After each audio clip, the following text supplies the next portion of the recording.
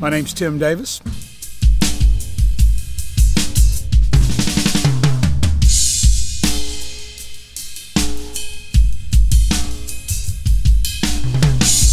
I've been playing drums what seems like my whole life. I think I started when I was probably around 5 years old. Just like everybody else, saw the Beatles on TV, or everybody my age anyway. Saw the Beatles on TV and got into the drumming thing and never looked back.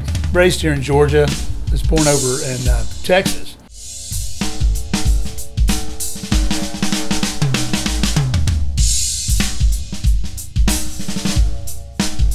Got out of high school and pretty much went out on the road, and I've been playing professionally since then. Gotten into the medical field. Drumming is still where my heart is, and I'm sure that's the way it'll always be, as long as I can swing a stick, as they say.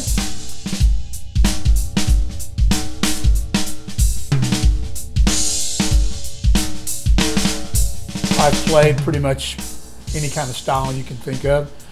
I was fortunate enough to play with some amazing players out in Houston, do a lot of studio work, a lot of touring and recording, that kind of thing. So I play with probably 3 or 4 different bands.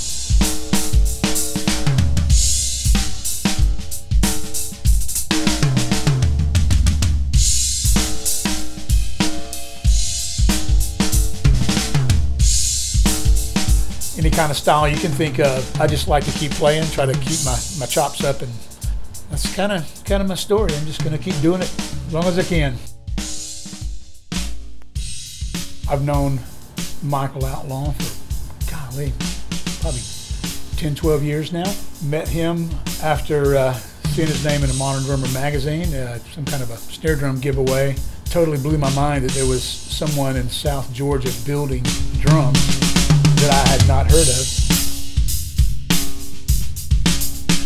Gave him a call and immediately came out to his house out here and was talking to him about his drums, and started looking at what he was doing, and was just blown away at the craftsmanship and just the whole notion of what he was doing with this reclaimed lumber. Very interesting concept. I didn't know anybody that was doing it at the time.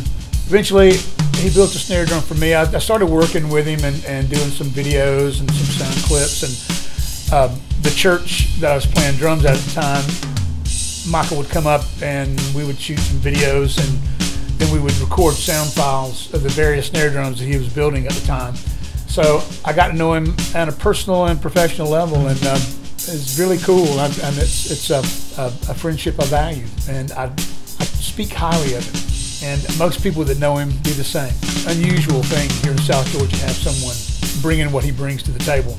Totally different from anything that I have in my collection. I don't have any other stave drums, so it's very, very unusual. It's got just its own voice. And then the gong drum came into the picture, so I've got that going now. So it's a nice combo. And a lot of times over to my left of my kit, I'll have his snare drum, and so it's 7x14, so I'll tune it down really nice and low, get a real big fat sound out of it, and have this gong drum sitting next to it. So it's a really, really amazing, beefy sound, and it adds another dimension to my kit. Most of my drums are a lot smaller and thinner, so it's a departure from what my kit normally sounds like. So it adds a really cool sound.